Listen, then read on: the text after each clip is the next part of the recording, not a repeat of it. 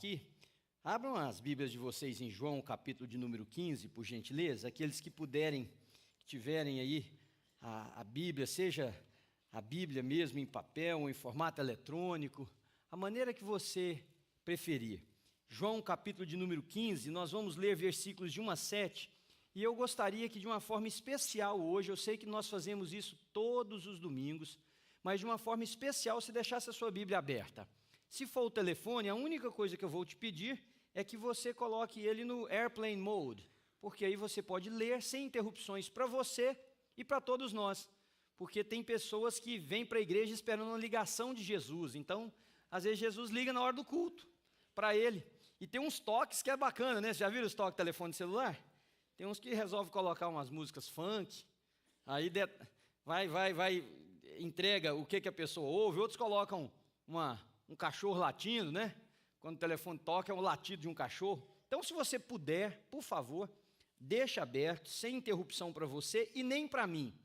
Porque a pregação, irmãos, é a mensagem através da personalidade. Então, não há maneira de eu pregar de outra maneira, Deus me fez assim. E uma das coisas que me atrapalha muito é quando eu estou comunicando com vocês, porque daqui a pouco, quando eu acabar de pregar, eu sei onde cada um de vocês estão sentados. Daqui uns minutinhos. Por isso que eu sei quem não vem no culto, porque eu vejo os rostos. Então, quando você levanta e anda, ou quando você resolve fazer um cafuné na sua mulher, ou no seu marido, ou no seu namorado, você vai me atrapalhar, porque eu estou vendo. Então, quando você brinca, você vai me prejudicar. Então, me ajudem aí para eu poder trazer essa palavra de Deus para o seu coração, amém? Nosso tema hoje é conectados. Eu dei esse nome a essa reflexão nossa, e você vai entender mesmo através do texto que eu vou ler, porque o texto de João, capítulo de número 15, começando no versículo 1, nós vamos ler até o versículo 7 hoje, conta em forma de uma figura de linguagem o nosso relacionamento com Cristo. O capítulo 15 é muito rico, você deve ler todo o capítulo depois, mas eu pincei esses 7 versículos para nós entendermos uma coisa. Não é mais incomum nós ouvirmos falar de pessoas, talvez até aqui agora de manhã tenha alguém, talvez seja você, a pessoa que tem uma fé nominal. Uma fé nominal, o que é uma fé nominal? É mais ou menos como nós ouvíamos antigamente, restrito apenas aos católicos romanos, hoje não está restrito mais somente a eles. Eu sou católico nominal, já ouviram essa expressão? O que quer dizer isso? Não, eu talvez participei dos sacramentos exigidos pela Igreja Católica Romana, eu vou na missa um ou outro dia. Ou a pessoa dizia assim de uma outra maneira, eu não sou um católico praticante. Lembram de ouvir essa frase? Hoje, os estudantes da ciência da religião dizem que de alguns tempos para cá, alguns anos para cá, isso não é mais restrito ao mundo católico romano. O que era completamente antagônico, diferente, impossível para nós, por causa da nossa proposta. O que o Evangelho propõe? Vocês vão entender daqui a pouco. Mas hoje nós temos os evangélicos não praticantes. O que é um evangélico não praticante? É uma pessoa que tem uma fé nominal. Eu herdei dos meus pais uma ideologia religiosa, eu recebi por tradição um comportamento religioso, eu frequento uma igreja porque isso me faz sentir bem, isso dá um alívio à minha consciência, isso me faz ter uma percepção melhor da vida. Então, isso é uma fé nominal. Não é mais incomum, não é mais assim, uma aqui, outra acolá. Aliás, eu acho que as igrejas nossas, evangélicas, estão repletas de pessoas com esse tipo de fé. Uma fé fria, uma fé apática, uma fé inativa, uma fé inexpressiva, uma fé que não alcança ninguém, que não muda ninguém, não muda nem você, que dirá os outros ao seu redor, que não faz mais com que as pessoas queiram estar perto de você. Uma das coisas que mais influenciou a minha caminhada cristã, eu nasci num lar católico romano. Vivi na igreja católica romana até os meus 13 anos de idade, quando eu me converti, de 12 para 13. Mas nesse ínterim, quando eu tinha mais ou menos 8, 9, 10 anos de idade, como eu contei aqui numa das mensagens, menino no Brasil, que chegava da escola, quem estudava de manhã ia para a rua à tarde, quem estudava à tarde ficava jogando bola na porta da rua de manhã cedo. Quando eu chegava da aula, eu jogava meus objetos, que a gente chamava os objetos de escola, para um canto, né? Quem se lembra como é que era o nome daquele negócio que tinha uma presilha assim, que a gente põe uns livros? Plancheta, lá a gente chamava de plancheta, a senhora também, hein? A plancheta, jogava a plancheta para um lado e corria para a rua. E eu ficava brincando de bola. E por alguma razão, Deus fez com que uma mulher chamada Dona Hilda, de alguma forma se engraçasse comigo. E no meio dos meninos tudo, a Dona Hilda me chamava, falava, Manezinho, porque eu parecia muito com meu pai, meu nome era Mané, ela me chamava de Manezinho. Vem cá. E os meninos ficavam tudo olhando, né? Aquele menino de rua. E ela me levava lá, assim, na casa dela, no fundo, para me dar um lanche na parte da tarde. A gente estava brincando na rua. E os meninos morrendo de inveja. E me chamava a atenção a Dona Hilda, porque a Dona Hilda tinha um cabelo que batia assim, ó, para baixo do bumbum dela, mais ou menos. Lisinho, preto, eu lembro como se fosse hoje a imagem dela. E uma saia, porque eu não via. Minha mãe era professora escolar, eu via minha mãe, eu nunca vi minha mãe com a saia daquele tamanho, dava lá nos pés. E um calor do interior de Goiás, o seu João usava a camisa abotoada aqui e aqui assim, ó, o dia todo, não importa que... Eu nunca cheguei lá que eu visse o seu João com a camiseta. Eu via meu pai sem camisa, só de bermuda, ou de bermuda e camiseta, nunca vi o seu João. Mas toda vez que eu entrava lá, a Dona Hilda falava umas coisas para mim, enquanto ela estava me dando de comida. Era um biscoito, aqueles biscoitos de polvilho que a gente estourava assim no óleo, lembra aquele negócio? Com café à tarde. Não, menino, faminto, comia até pedra, diria aquilo. E ela falava umas coisas para mim de Deus. Longa história curta, para não tomar o tempo de vocês, a Dona Hilda, ela era membro de uma igreja Assembleia de Deus que tinha lá perto. E ela disse que um dia me viu na rua e Deus disse para ela, ensina aquele menino os caminhos de Deus. E ela usou a isca da comida, porque eu jamais ia entrar naquela casa esquisita, com aquela mulher daquele jeito, com o marido dela daquele jeito, um povo alienígena, estranhos. Mas ela me ganhou através do biscoito e do carinho dela. Aí depois eu comecei a almoçar lá. Foi menino folgado, vai almoçando. Eu me lembro do prato que ela fazia para mim, vocês acreditam? Eu lembro do jeito que ela fazia, aqueles pratos de louça. E eu lembro a comida que ela me dava. E ela foi pegando muito carinho comigo e eu com ela e o seu João, porque era uma figura paterna também, de certa forma, materna. Não é que a criança, embora minha mãe e meu pai fossem muito carinhosos comigo, mas a criança se identifica também com isso. Mas eu me lembro da Dona Hilda, eu comendo e a Dona Hilda falando coisas para mim, que depois eu fui descobrir, quando eu me converti, que eram da Bíblia. Ela me falando do amor de Deus, ela me falando de como Deus agia na vida das pessoas, mas o que me chamava a atenção era que o seu João era um lenhador. Ele comprava terras, alugava, arrendava, a gente falava assim naquela época, pedaços de terra para desmatar, para o homem poder plantar o capim, fazer a lavoura, o que quisesse, mas ele pegava a madeira, picava a madeira e vendia lenha. E o que eu me lembro é de várias vezes sentado lá, chegar pessoas para vender coisas para o seu João. E o seu João dizia assim, tá bom, então eu te compro, portanto, te pago tal dia. E a pessoa levantava e ia embora. Apertava a mão do seu João e ia embora. Quando eu comecei a me entender um pouco mais, me inteirar da vida, eu percebi que aquilo não era em todo o ambiente. E aí eu falava para minha mãe, para o meu pai, sobre o seu João e a Dona Hilda, e eles foram me explicando a seriedade daquele casal. O seu João não dava cheque para os outros. Ele falava, eu vou te pagar tal dia. E o homem apertava a mão dele e ia embora. Hoje a gente aperta a mão, com a outra mão você vai, pega uma segurança, faz assinar 10 documentos, jurar pela alma da mãe, e mesmo assim vai levar o cano do crente. Vai, porque o povo é desse jeito aí. Você está rindo de você mesmo, sabia dessa, né? Porque nós somos, esse povo é desse jeito, gente. Chega na sua casa com uma conversa que é uma seda, né não? E o punhal vai só aqui na outra mão, aqui a mão e o punhal. Pode amarrar o que quiser, se não mudar de atitude, isso não funciona. É caráter que só Jesus muda. Então é isso que me impressionou. Cadê?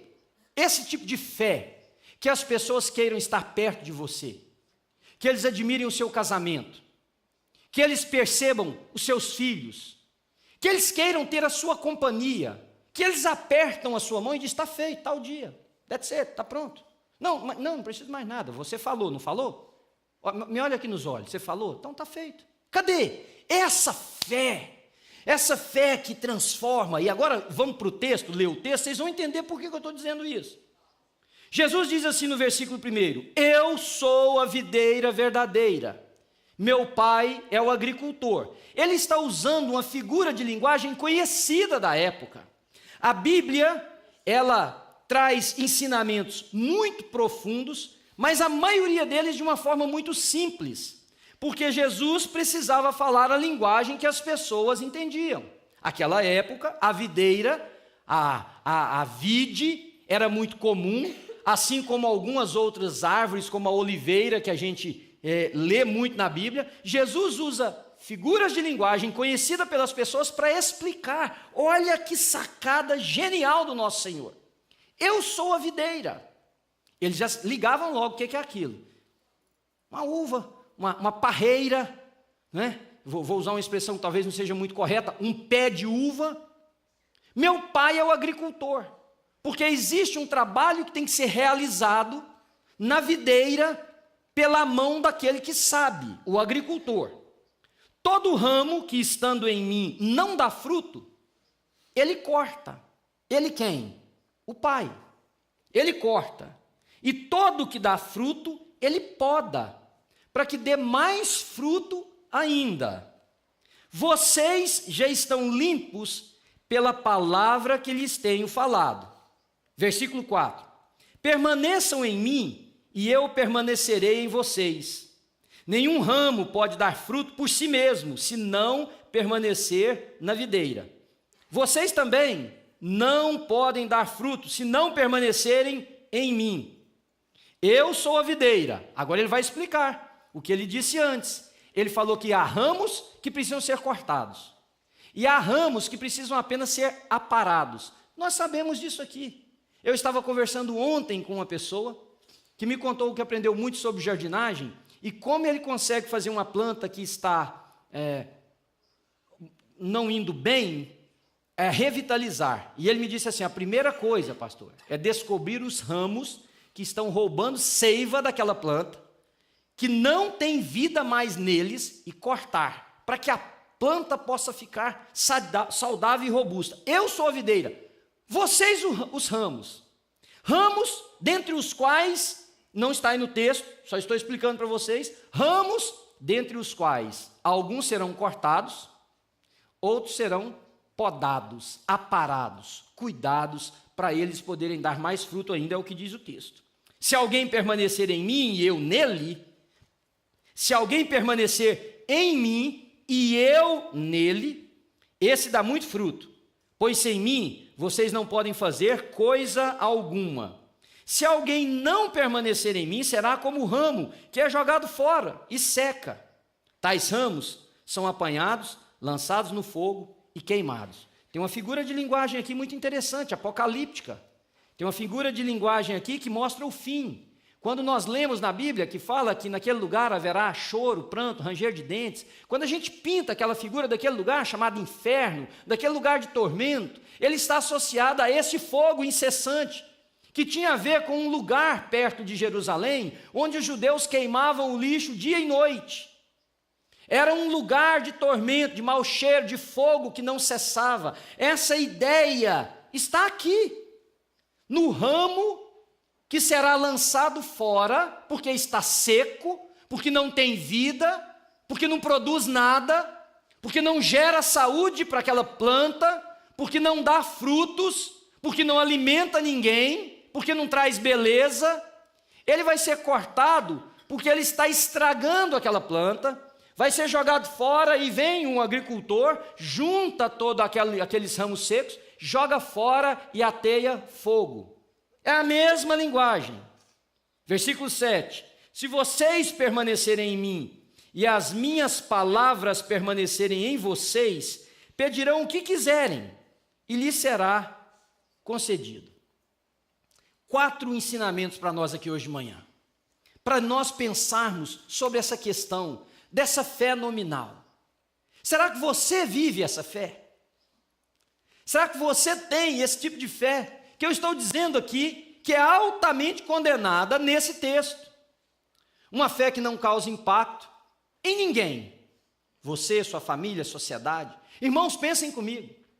Se nós temos uma porcentagem populacional que é convertida a Jesus de Nazaré, nós teríamos que ter, por consequência, um lugar mais seguro. Concordam comigo? Um lugar mais justo, onde a injustiça fosse cerceada. Um lugar onde o mal não prevalecesse. Um lugar onde a corrupção fosse menor. Um lugar onde o desajuste familiar fosse bem mais reduzido. O índice de divórcio menor. Tratamento entre marido e mulher, pais e filhos, muito menor. Onde as pessoas fossem mais honradas pelos outros. Menos criticada, menos agredida. Concordam comigo? Não. Ora, se nós temos uma porcentagem populacional que vive os conceitos do Evangelho, que tem uma fé genuína no Cristo ressurreto, por consequência, essas coisas deveriam ser naturais. O que me leva a pensar então, e você também, se você está me acompanhando aí ainda, que tem algo errado. Ou com a fé, ou com a fé que eu digo ter. Ou há algo muito errado com o compêndio, o conjunto do que é fé, nas páginas da Bíblia, ou a minha interpretação de fé. Porque se eu tenho uma fé genuína em Cristo Jesus, e se o Cristo ressurreto vive em mim, a minha moralidade precisa ser diferente. E tão diferente que Jesus disse o seguinte: se vocês fizerem só como os fariseus, que são os caras que não entram no banco porque tem uma lei, vocês não entenderam. Vocês não têm nada da minha vida em vocês. Jesus usa essa expressão dizendo: a justiça de vocês tem que exceder em muito a dos fariseus. E é por isso que a Bíblia diz assim: alguém te feriu de um lado, oferece o outro. Alguém tentou tomar a sua capa, dá também a túnica para ele. Alguém te obrigou a andar 1 milha, diga assim: não, vamos mais uma, tranquilo, vamos mais uma. A nossa justiça, se a fé é genuína em Cristo Jesus, ela precisa ser elevada, nem ao cubo, muito mais do que isso. Então olha para você e diz o seguinte: que fé que eu tenho? Que fé que eu tenho? A fé de te trazer na igreja no domingo, de te fazer dar um dinheiro, talvez até por peso de consciência, se eu der, dizem que dá e dar-se-vos-á. Boa medida, principalmente essa, né? Boa medida, recalcada, sacudida, transbordante. Vai que eu dou 1 e volta 50. Investimento de primeira. Então você faz o negócio. Algumas coisas para você entender. Primeiro, todo relacionamento, como todo relacionamento, este com Cristo Jesus, é uma via de 2 mãos. Essa ideia de uma deidade que está distante, que a gente chama de transcendência, ou seja, está para além de nós, está lá num pedestal, está lá num monte sagrado, está lá no céu, e nós aqui na terra, como súditos dessa deidade, não é o conceito bíblico. O próprio Senhor Jesus disse: eu já não vos chamo de servos, porque o servo não sabe o que faz o seu patrão. Vocês sabem porque tudo eu vos tenho avisado. Então ele chamava a gente de quê? De quê, gente? Amigos. Essa ideia de uma deidade que está iconizada, pregada num lugar, onde nós devotamos a ela adoração, qualquer outra coisa, é pagã, não é bíblica. A ideia bíblica é de relacionamento. Quando Deus disse assim: construir um tabernáculo para mim, para o povo de Israel, aquela palavra tabernacular significa estar em, estar com. O Deus criador dos céus e da terra, o infinito, poderoso, majestoso, grandioso, excelso, sublime, maior do que tudo que há, vem estar conosco. Lá no Jardim do Éden, Deus não ficou numa figura qualquer, onde Adão e Eva vinham, se prostravam de joelhos, adoravam, olhavam para a figura, seja lá o que fosse, o ícone qualquer, e no final das suas preces e das suas devoções, levantavam e iam embora. Não, diz o texto sagrado, que na virada do dia, o que acontecia? Deus vinha passear com seu filho e filha. Então, como todo relacionamento a nível pessoal, nós somos a única religião que parte do pressuposto que o nosso Deus é relacional. Olha que coisa linda! Nosso Deus, e quando eu era criança, a gente cantava assim: descobri então que Deus não vive longe, lá no céu, sem se importar comigo. Tinha aquele negocinho do não tinha? Mas agora ao meu lado está, cada dia sinto o seu cuidar. E por aí a musiquinha que nós cantávamos, o corinho, né, evangélico. Nós somos a única religião que o nosso Deus é relacional, louvado seja o nome de Jesus. Mas é aí que você precisa ter cuidado.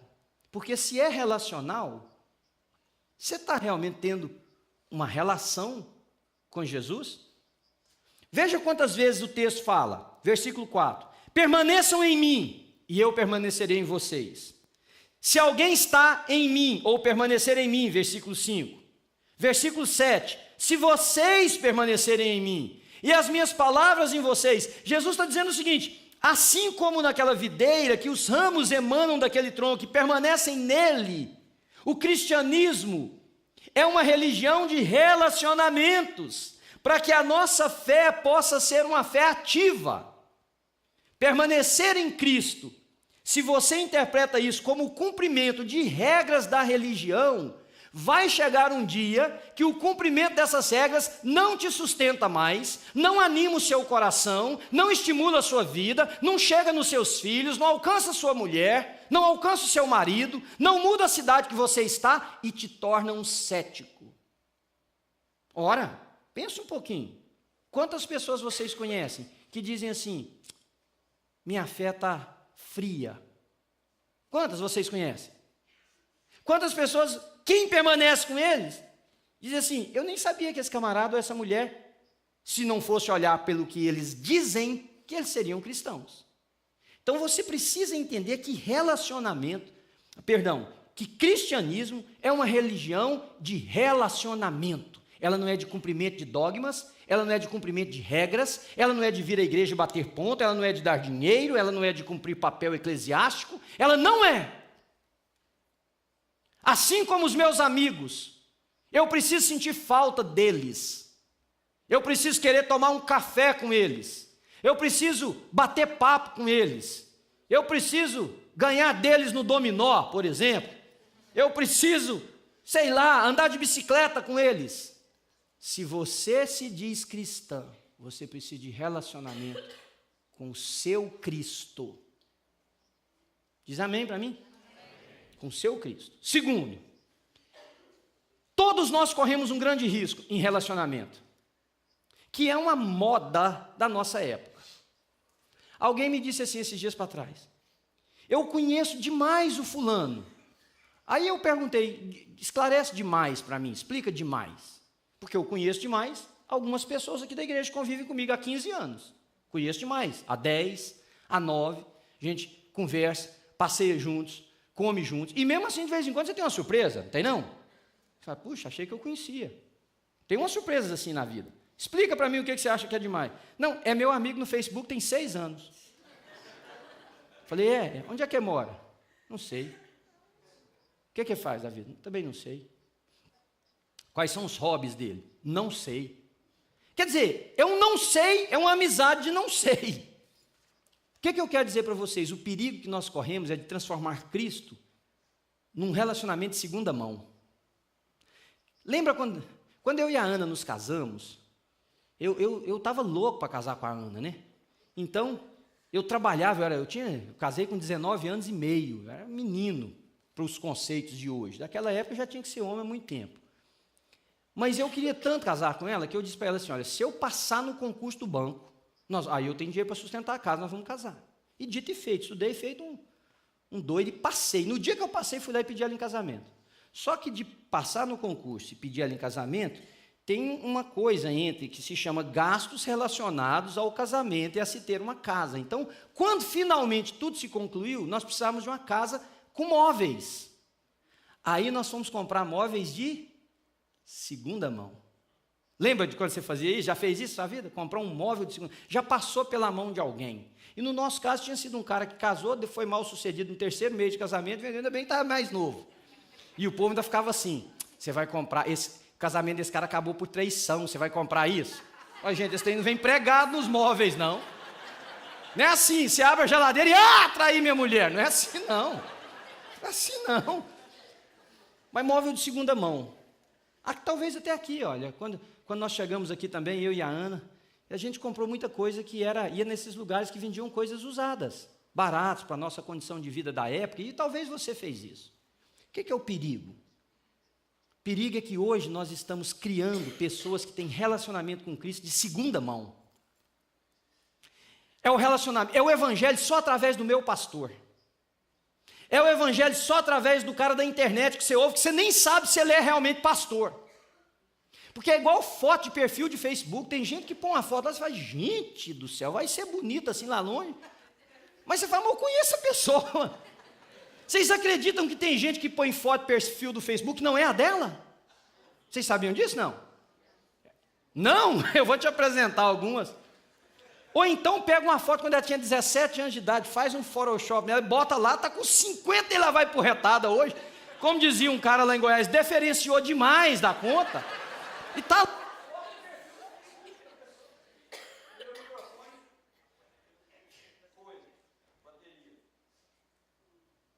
Então, se alguém puder pôr a bateria aqui para mim, por favor.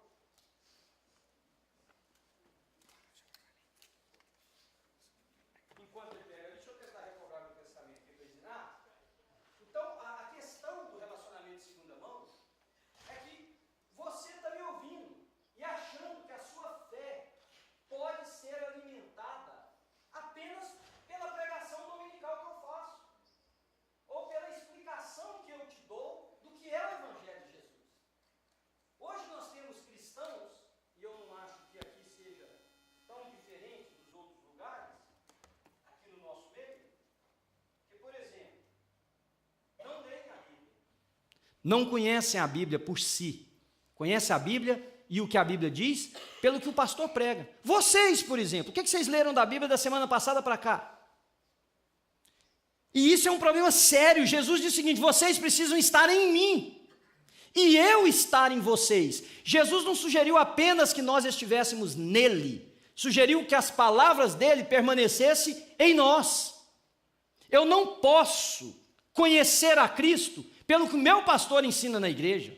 Eu não posso conhecer a Cristo apenas pelo texto pequeno, eu li 7 versículos da Bíblia, que é lido no domingo. Eu preciso ter tempo e eu preciso ter o meu relacionamento. E é por isso que o relacionamento da pessoa que me disse lá, eu sou amigo dele há 6 anos, para mim não valia absolutamente nada. Vou te dar 3 formas de você fazer isso, quebrar esse relacionamento de segunda mão. Primeiro, entenda, Deus não vem buscar um pastor com uma igreja atrelada nele. Deus vem buscar pessoas. Tem muito pastor que vai ficar para trás, gente. Vocês dão doidinho para acusar os pastores. Tem vocês também que vão ficar para trás. Fala agora para mim. Muitos de vocês vão ficar para trás. Tá vendo como é que vocês são rápidos para acusar o melhor classe que existe no mundo, gente?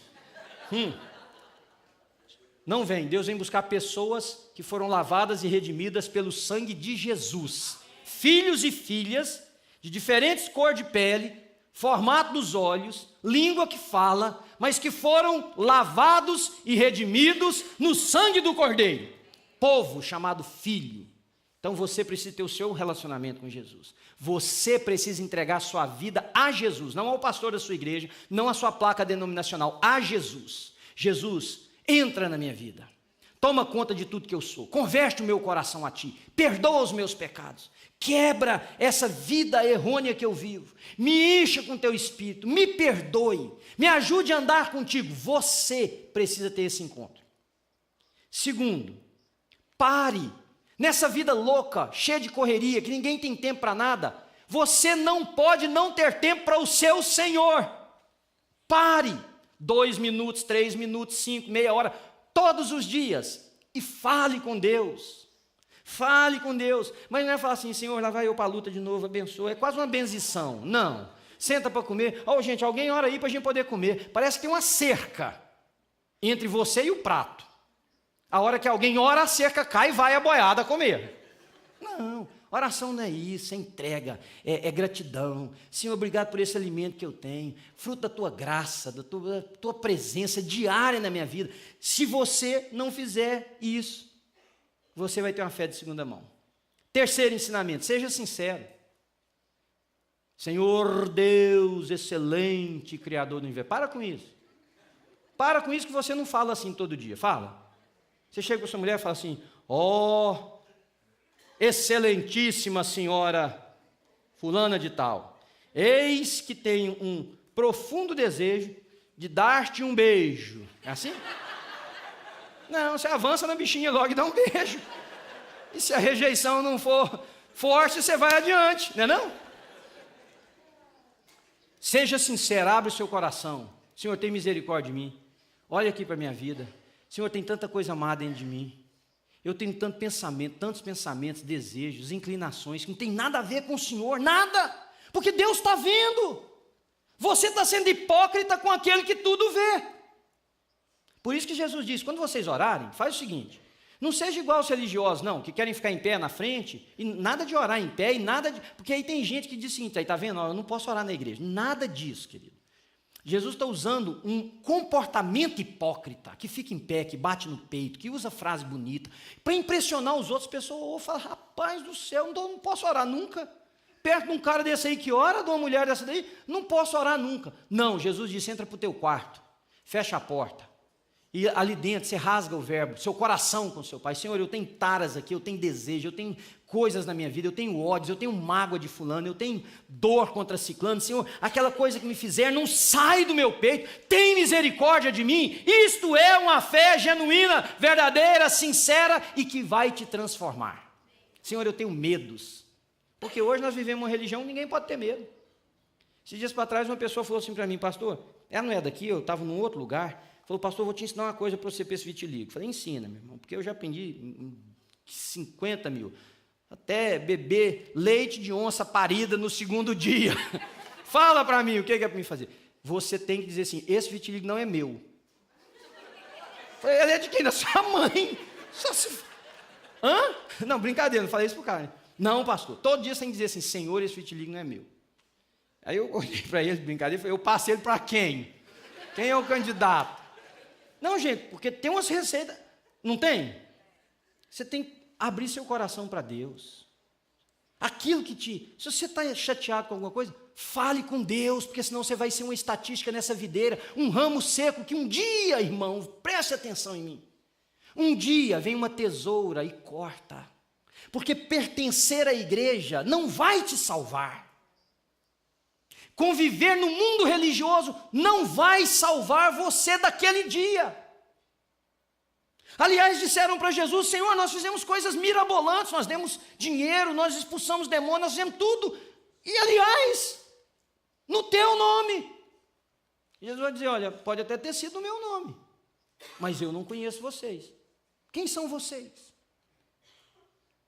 Então não espera chegar o dia da poda, porque o dia da poda pode não ser lá aquele dia que a gente pinta como sendo o grande julgamento. Pode ser num desastre de carro. Pode ser numa veia que resolve dizer, estou cansado, eu vou estourar aqui hoje. Pode ser, não sei lá, o coração fala, já bati muito tempo, 45, 50, 60 anos de idade, vou parar para descansar um mês de férias. E quando ele volta, você já foi. Essa poda pode ser...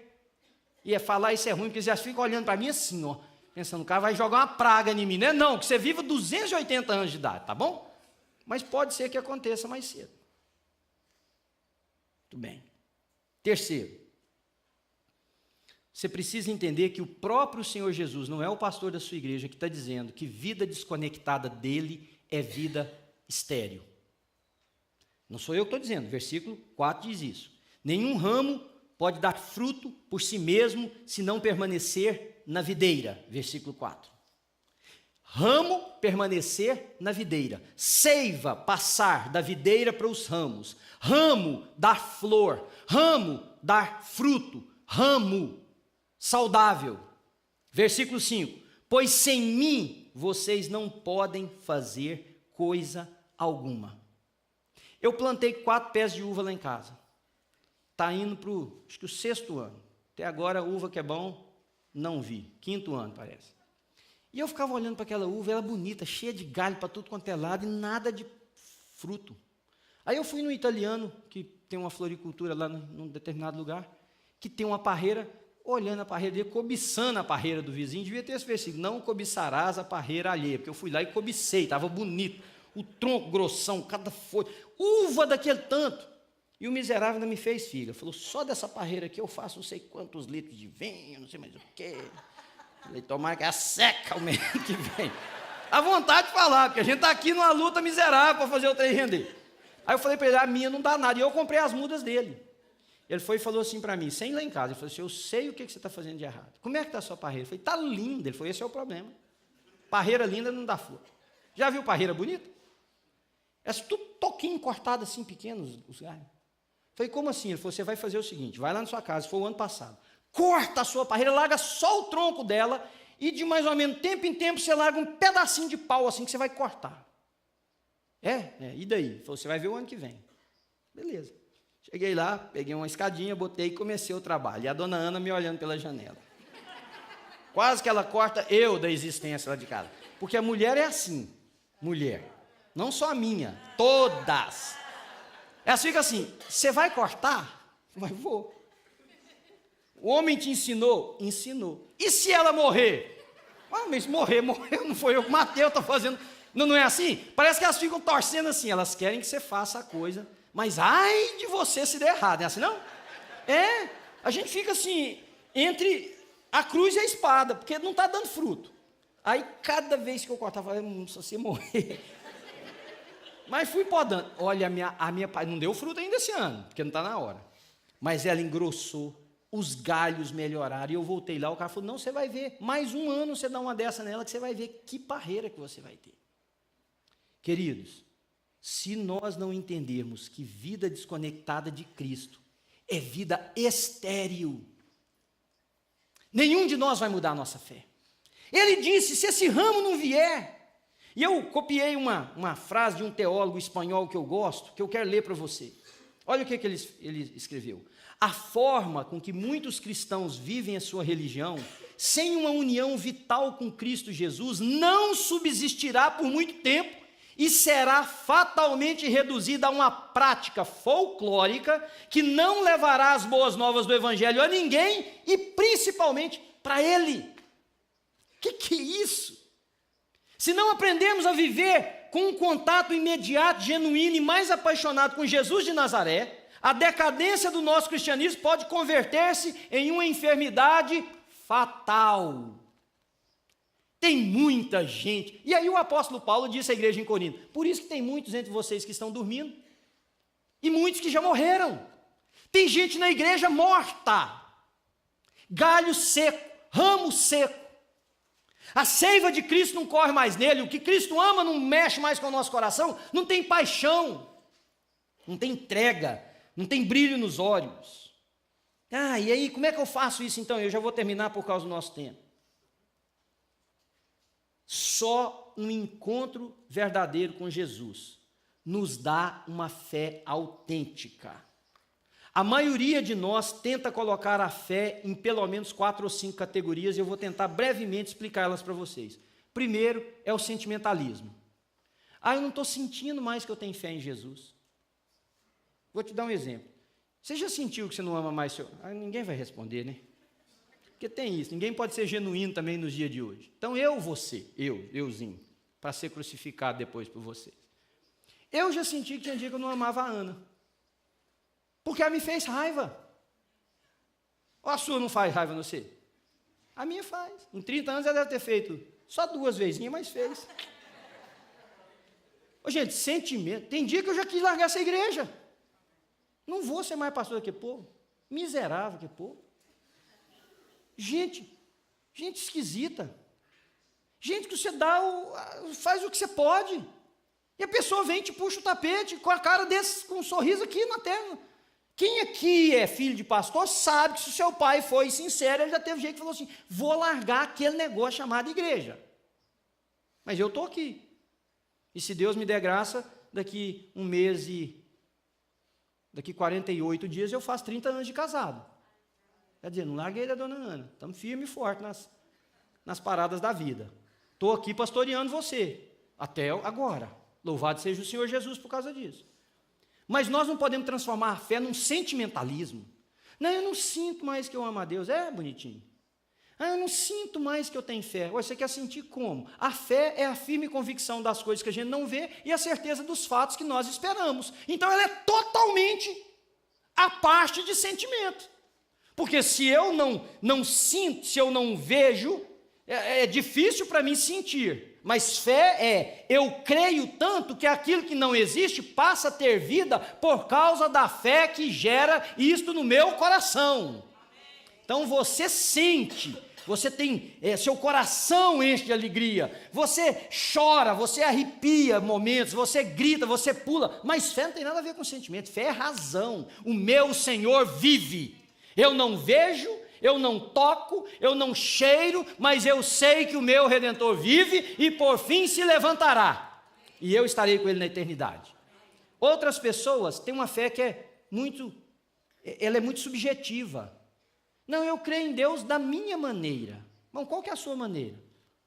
E aí quando as pessoas dizem isso, uma mulher uma vez, eu falei para ela, a senhora está vivendo em adultério, a senhora sabe disso? Porque o homem que só está indo para a cama com ele não é o seu marido. Não, pastor. Isso é a sua maneira de entender.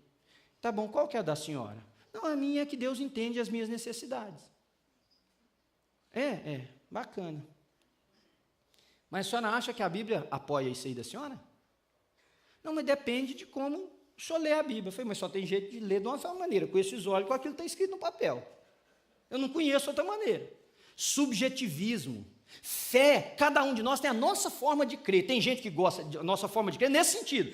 Tem gente que acha que tem que orar de joelhos. Fine, ore de joelhos. Tem gente que acha que pode ficar de pé. Fique em pé. Tem gente que fala alto, tem gente que fala baixo, tem gente que pula, tem gente que grita, tem gente que deita. Não importa, não é isto. Mas o nosso Deus não é um Deus para ser crido da maneira que você acha que deve crer. Concordam comigo? Não. Jesus disse assim, quem não é comigo, é contra amigo, né? Não existe isso. Quem não é comigo não ajunta, espalha. É como dizia o comediante brasileiro, comigo ou semigo, né? Quem não ajunta comigo, espalha. Não. Se a Bíblia diz é tal, é tal. Qual é a forma subjetiva que você pode ter nisso? Você pode não pregar de terno e gravata, você pode contar uma piada falando de Jesus, você pode, sei lá, crer que você pode, não tem sacralidade em orar 3 horas da manhã, por exemplo, você pode orar 10:30 da manhã com a mesma eficácia, isso aí tudo bem, mas da hora que você disser o seguinte, eu creio em Deus da minha maneira para justificar aquilo que a palavra de Deus condena, essa fé subjetiva não é a fé bíblica. Terceira coisa que nós fazemos, transformamos a fé num costume religioso. Costume religioso. Nasci num lar cristão. Deus não tem netos, não, gente. São filhos feitos no sangue de Jesus. Nasci, meus pais me levavam na igreja desde pequeno, daí você vai ficar na igreja até morrer, vai ser enterrado num culto fúnebre evangélico e vai para o inferno. Porque costume religioso não equipara, não é como se fosse um relacionamento pessoal com Jesus. Não, eu tenho muita fé, vou na igreja todo domingo. Olha daí. Eu conheço muita gente que vem aqui todo domingo, não tem fé nenhuma. Não aqui, noutra igreja, supostamente falando. Quarto, transformamos a fé em moralismo. Não, eu vou na igreja para aprender bons costumes. Bons costumes. Na época que eu estudava, lá no Brasil, tinha uma matéria chamada Organização Social e Política Brasileira, OSPB.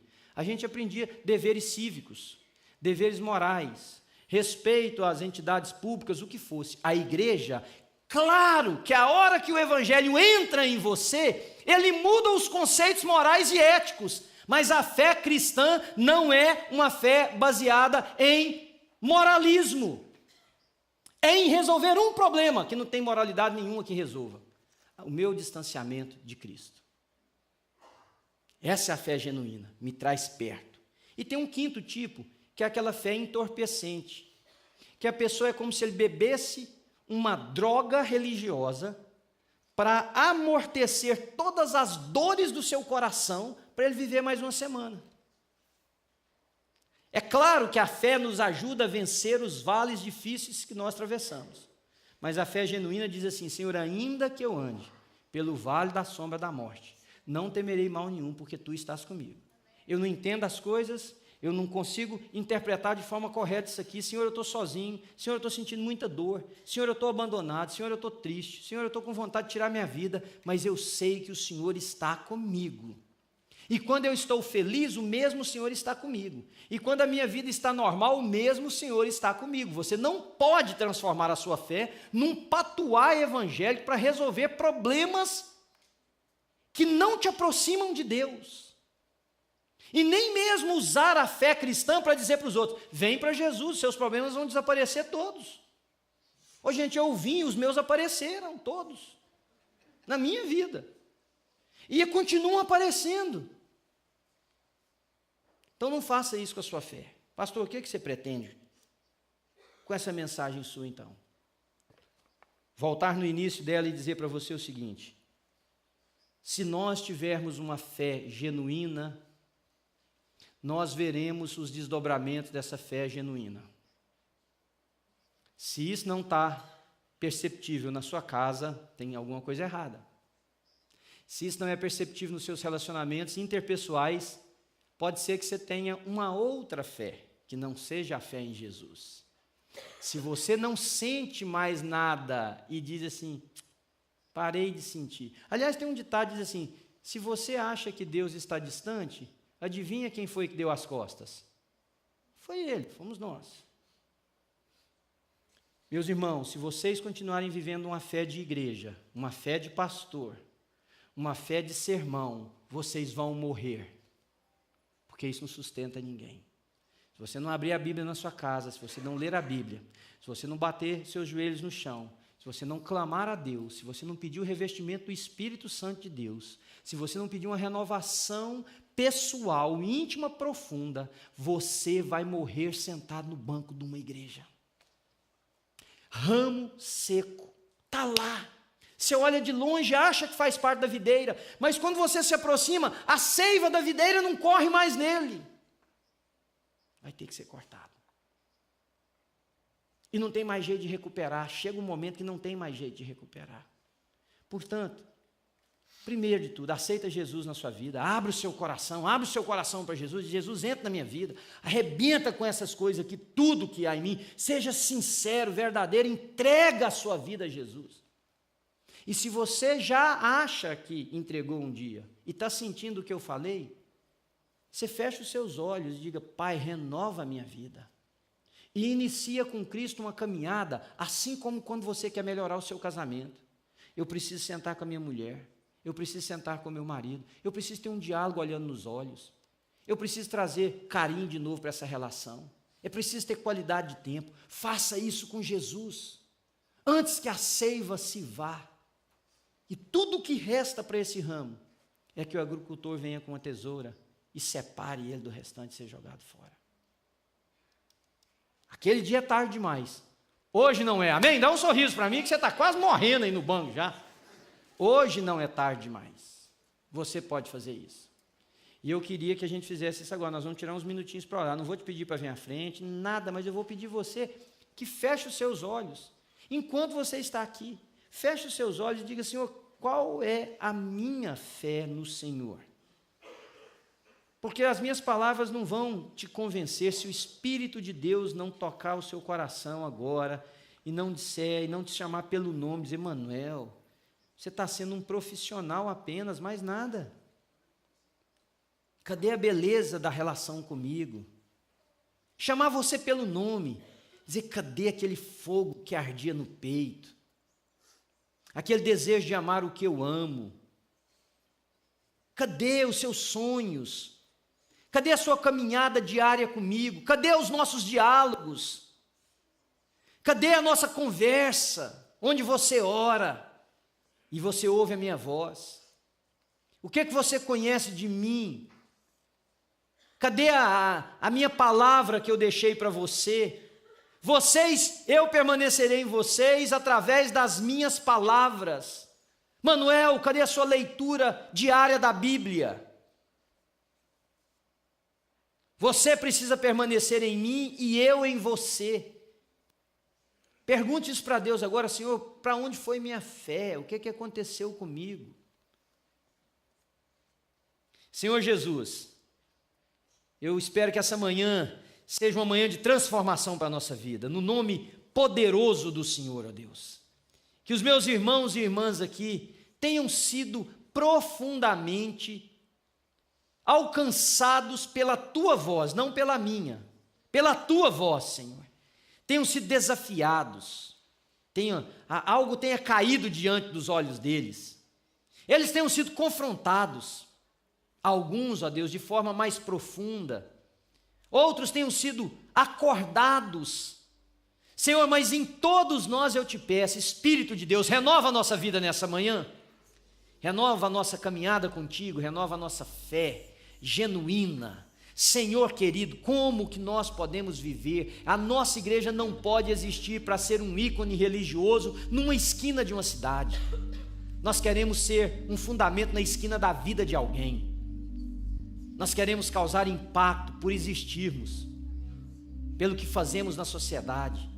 Cada um de nós. Que fé é esta, Senhor? Que não leva ninguém a te querer, que não busca quem está longe, que não agrega quem está na periferia da vida, que não traz para perto quem está marginalizado. Que fé é esta, Senhor? Que não fala mais do Senhor para ninguém, que não brilha os olhos, que não estende a mão para orar, que não chama alguém que está sofrendo, diz, eu tenho a palavra de Deus para a sua vida. Que fé sem palavra do Senhor é esta? Eu acho que tem uma voz, Senhor Jesus, ecoando nas cidades, como aquela do rei no Velho Testamento. Tem algum homem de Deus nesse lugar? Cadê a nossa fé, Senhor? Senhor, Tu és a videira verdadeira, e nós somos os ramos. Mantenha-nos em Ti, ó Deus. Faz uma poda na nossa vida, não um corte, uma poda, para a gente se fortalecer, para mais seiva correr em nós, para mais paixão ganhar a nossa alma, para mais desejo encher o nosso coração, para mais autenticidade na relação com o Senhor, na nossa vida. E a partir daí, Senhor, as pessoas serem alcançadas, atingidas, trazidas para o Senhor. Essa é a nossa oração, no nome de Jesus. E você fica de olhos fechados ainda um pouquinho. Se você precisa entregar sua vida para Jesus, faz isso agora.